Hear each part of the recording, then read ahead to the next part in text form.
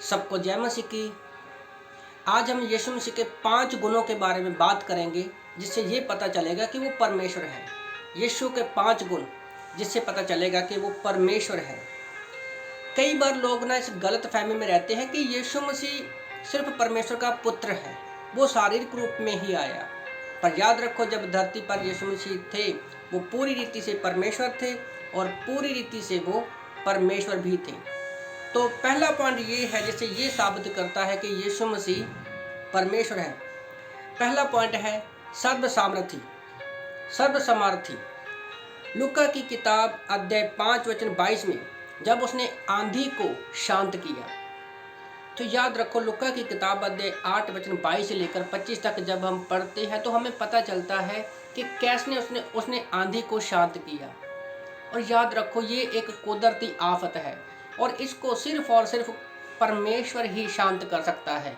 किसी भी इंसान के अंदर ये क्षमता नहीं है। तो इससे हमें पता चलता है कि यीशु मसीह सर्वसामर्थी है, उसको किसी सहारे की जरूरत नहीं है। दूसरा पॉइंट है यीशु सर्वज्ञानी है। एक परमेश्वर ही जिसने सारी दुनिया को बनाया है, उसी को पता है शुरू से लेकर अंत तक क्या है।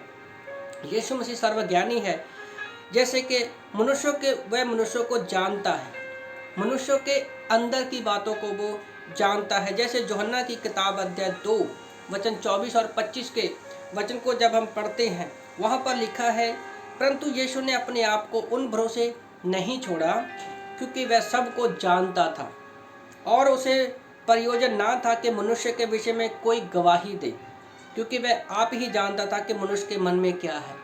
तो याद रखो, एक मनुष्य दूसरे मनुष्य की बातों को नहीं जान सकता, पर परमेश्वर जिसने हमें बनाया है वो हमारी बातों से, हमारे मन की बातों को भी जानता है। तीसरा पॉइंट ये है कि वो सर्वव्यापी है। परमेश्वर, क्योंकि परमेश्वर ही समय और स्थान से बाहर है। तो यीशु मसीह परमेश्वर है, वो समय और स्थान से बाहर है उसकी। और जैसे यूहन्ना की किताब अध्याय 1 वचन 48 और 49 में, जॉन चैप्टर 1 वर्स 48-49 में हम लोग वचन को पढ़ते हैं, तो यहाँ पर हमें नतनएल की कहानी याद आती है। वो कहता है, नतनएल ने उससे कहा, तू मुझे कहाँ से जानता है? यीशु ने उसको उत्तर दिया, उससे पहले कि फिलिप्पुस ने तुझे बताया, जब तू अंजीर के पेड़ के तले था तब मैंने तुझे देखा। नतनएल ने उसको उत्तर दिया कि हे रब्बी, तू परमेश्वर का पुत्र है, तू इजराइल का महाराज है। तो ऐसा नहीं है कि परमेश्वर ने किसी ने बताया होगा कि ये नतनएल था, पर परमेश्वर ये भी जानता था कि जब वो अंजीर के पेड़ के तले था, पर पेड़ के नीचे था, तो वो मन में क्या सोच रहा था। तो रैली में परमेश्वर जो है, यीशु मसीह, वो है सर्वव्यापी है।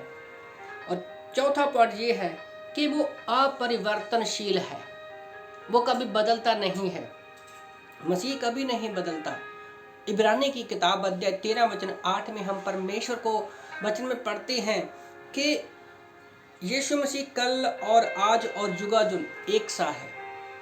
जैसे मलाकी की किताब अध्याय 3 वचन 6 में हम यहोवा कहता है कि यहोवा कभी बदलता नहीं है। तो जैसे परमेश्वर पिता नहीं बदलता, उसी तरह से यीशु मसीह भी कभी बदलता नहीं है। और पांचवा पॉइंट है कि जीवन मसीह में है। जीवन जो है वो मसीह में है। अगर हम पढ़ते हैं यूहन्ना की किताब अध्याय 5 वचन 26 में, तो लिखा है जॉन चैप्टर 5 वर्स 26 में कि क्योंकि जिस रीति से पिता अपने आप में जीवन रहता है, उसी रीति से उसने पुत्र को भी अधिकार दिया कि अपने आप में जीवन रखे। तो किसी के द्वारा जीवन नहीं देता। जैसे पिता ने अपने आप में जीवित है, उसी तरह से पुत्र को भी अधिकार है कि वो अपने आप को जीवित रखे। तो इससे पता चलता है, 5 पॉइंट से पता चलता है कि यीशु मसीह सर्वसामर्थी है, सर्वज्ञानी है, सर्वव्यापी है, वो अपरिवर्तनशील है और जीवन भी यीशु मसीह में है। आमीन।